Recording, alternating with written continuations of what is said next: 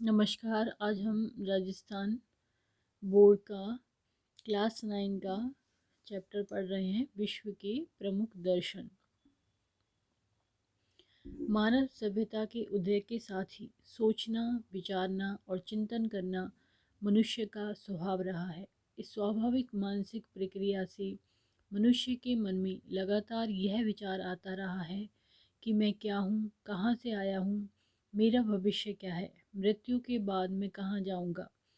विचारों की इस प्रक्रिया ने धर्म, मजहब, पंथों को जन्म दिया और इसने मनुष्य के जीवन दर्शन को विकसित करने में मदद की। इस प्रकार धर्म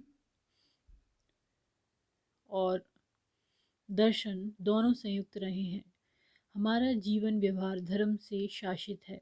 धर्म का स्वरूप आचार है, उसे मार्गदर्शन दर्शन से प्राप्त होता है।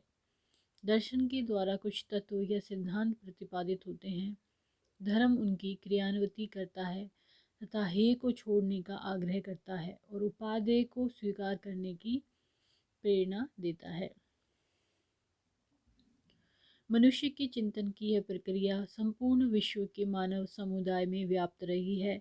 फलस्वरूप विश्व में समय समय पर विभिन्न उपासना पंथों, धर्मों का उदय हुआ। इन धर्मों की उपासना पद्धतियाँ अलग अलग हैं, लेकिन सबका लक्ष्य ईश्वर तक पहुंचकर आत्मकल्याण करना ही है। ईश्वर तक पहुंचकर आत्मकल्याण करना अथवा मोक्ष प्राप्त करने के लिए धर्म का दार्शनिक स्वरूप तथा उसका चिंतन साधक या बाधक तत्वों की व्याख्या करता है। तत्वों की यही व्याख्या, चिंतन अथवा मीमांसा ने विश्व के सभी धर्मों के दर्शनों को विकसित किया है। अतः प्रत्येक व्यक्ति को सद्नागरिक बनने के लिए विश्व के प्रमुख धर्मों के दर्शन पक्ष की जानकारी आवश्यक है।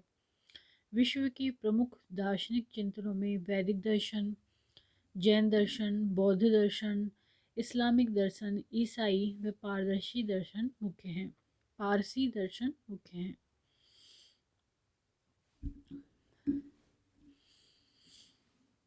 पहला है वैदिक दर्शन। वैदिक दर्शन भारत के सबसे प्राचीन दर्शनों में सबसे प्रमुख दर्शन है। यह वैदिक दर्शन वैदिक साहित्य में उपलब्ध होता है। वैदिक साहित्य के भाग हैं यथा वेद, ब्राह्मण, संहिता, आरण्यक, उपनिषद, वेदांत तथा वेदांग। इनका सामूहिक नाम वैदिक साहित्य है।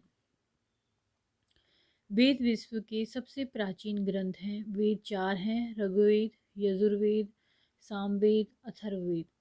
ऋग्वेद इनमें सबसे प्राचीन और विश्व का प्रथम ग्रंथ माना जाता है। ऋग्वेद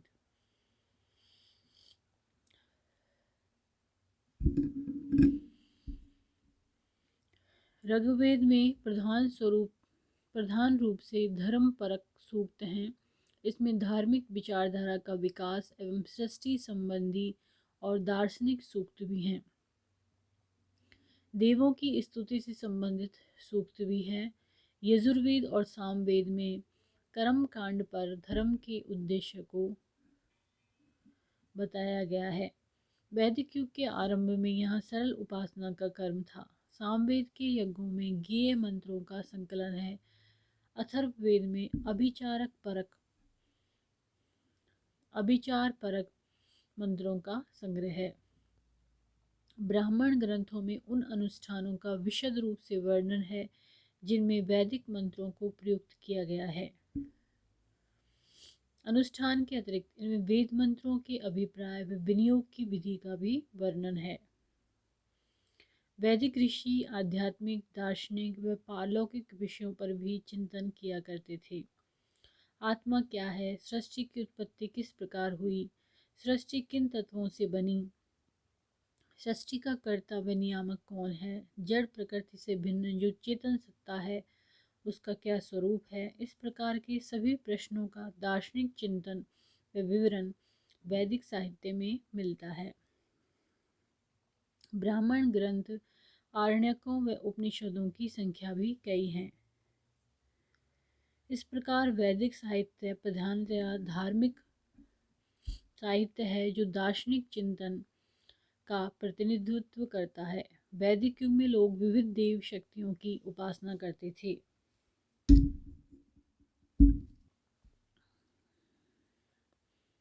इनमें इंद्र, मित्र, वरुण, अग्नि, यम आदि प्रमुख हैं। इन्हें संतुष्ट करने के लिए विविध अनुष्ठानों का अनुसरण किया जाता था। संसार का सृष्टा, पालक व संहारक एक ईश्वर है। प्राकृतिक शक्तियों का आधार मानकर इन अधिष्ठाता देवताओं की उपासना करने का विशेष प्रचलन था। वेदों में वर्णित बहुसंख्यक देवी देवताओं प्राकृतिक शक्तियों व सत्ताओं के मूर्त रूप हैं। वेदों में कतिपय देवता ऐसे भी हैं जिन्हें भाव स्वरूप समझा जा सकता है। मनुष्य में श्रद्धा, क्रोध आदि की जो विविध भावनाएं हैं, उन्हें भी वेदों में देवी देवता का स्वरूप माना गया है। इन देवी देवताओं की पूजा के लिए वैदिक युग के लोग अनेक विधि यज्ञों का अनुष्ठान करते थे। वैदिक युग में देवता प्राकृतिक शक्तियों के रूप में थे, अतः उनका मूर्तियों वाला कोई स्वरूप नहीं था। दार्शनिक चिंतन का मूलाधार भी यही था।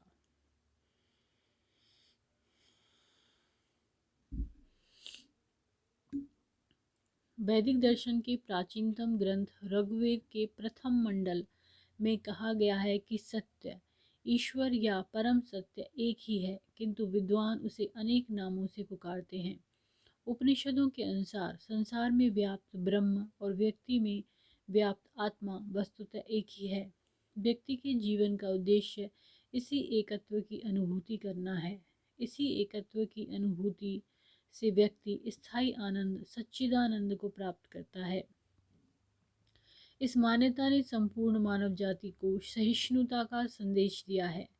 वैदिक दर्शन में मनुष्य के जीवन को आध्यात्मिक और भौतिक दृष्टि से उन्नत करने के लिए 4 पुरुषार्थों की व्यवस्था की गई थी। ये पुरुषार्थ हैं धर्म, अर्थ, काम और मोक्ष। धर्म का तात्पर्य कर्तव्य पालन और सदाचरण से है।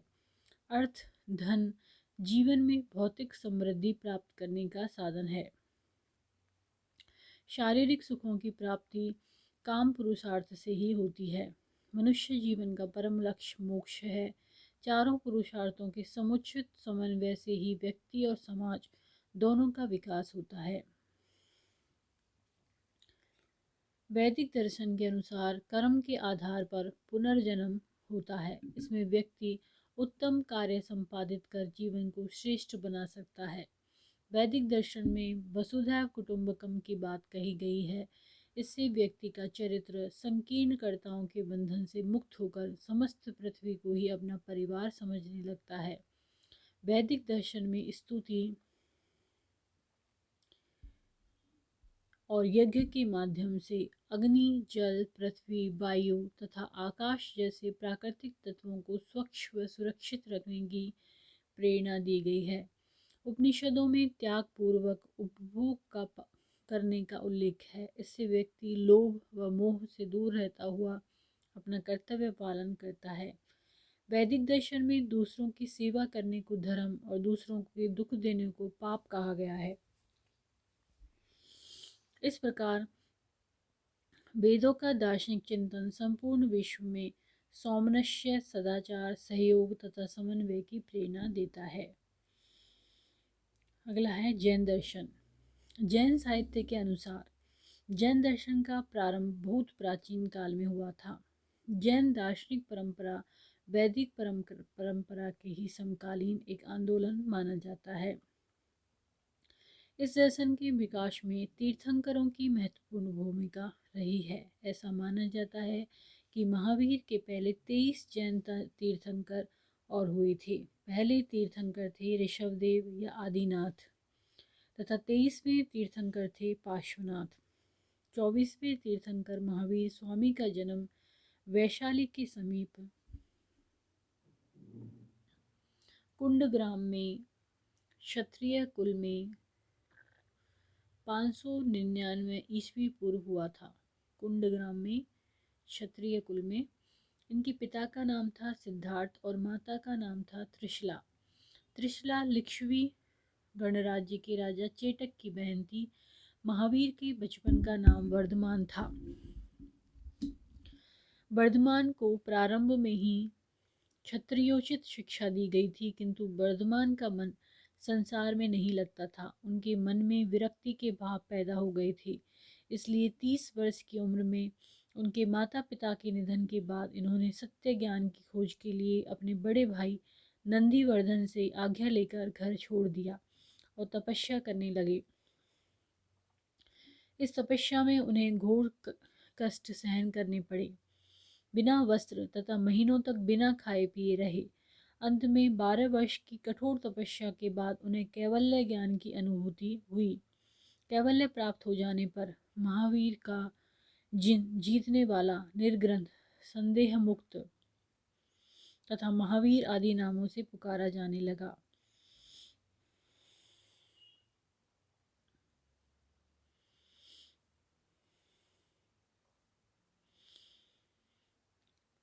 महावीर स्वामी। कैवल्य ज्ञान हो जाने पर महावीर ने जनता को जीवन का सही मार्ग दिखाने का कार्य आरंभ किया। अपने विचारों का जनता में प्रचार करने के लिए वे स्थान स्थान पर घूमने लगे। उनके इस प्रचार कार्य से मगध, काशी तथा कौशल आदि राज्यों में इनके विचारों का प्रसार हुआ। उनकी सत्यवाणी से प्रभावित होकर कई लोग उनके अनुयायी बनने लगे। धीरे धीरे उनके अनुयायियों की संख्या काफ़ी हो गई। अंत में इसी प्रकार अपने विचारों का प्रसार करते हुए पावापुरी बिहार में 527 ईस्वी पूर्व में 72 वर्ष की आयु में महावीर का निर्वाण हुआ। अपने ज्ञान दीप को हमेशा जलाए रखने हेतु वे अपने पीछे 14,000 शिष्य छोड़कर गए। जैन शब्द जिन शब्द से बना है, इसका शाब्दिक अर्थ होता है विजेता। संसार की मोह माया व इंद्रियों पर विजय प्राप्त कर मोक्ष प्राप्त करना ही इस धर्म का एकमात्र उद्देश्य है।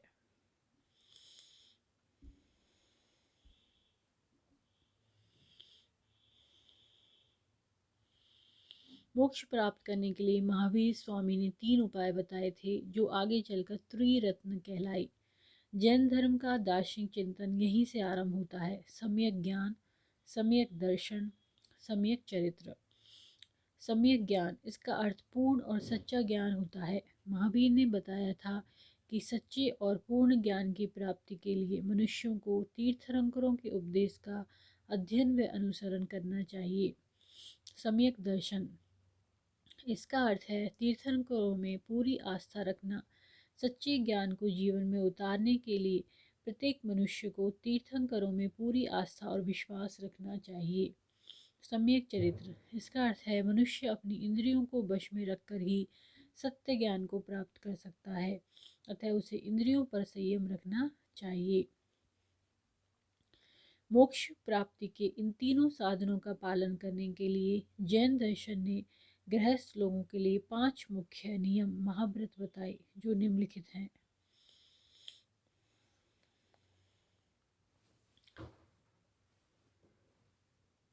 यह है अहिंसा,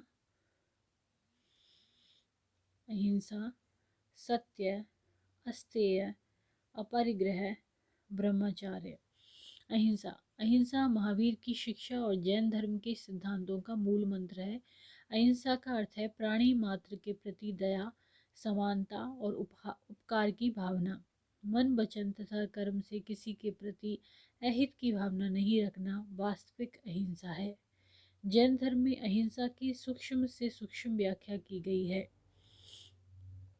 सत्य, अहिंसा के साथ सत्य वचन पर महावीर ने बहुत जोर दिया, क्योंकि बिना सत्य भाषण के अहिंसा का पालन नहीं हो सकता। अतः महावीर ने कहा था कि प्रत्येक व्यक्ति को प्रत्येक परिस्थिति में सत्य ही बोलना चाहिए। अस्तेय, अस्तेय का अर्थ है चोरी नहीं करना है। महावीर ने चोरी को अनैतिक कार्य बताया तथा इस दुर्गुण से हमेशा दूर रहने की शिक्षा दी। अपरिग्रह, अपरिग्रह का अर्थ है संग्रह नहीं करना।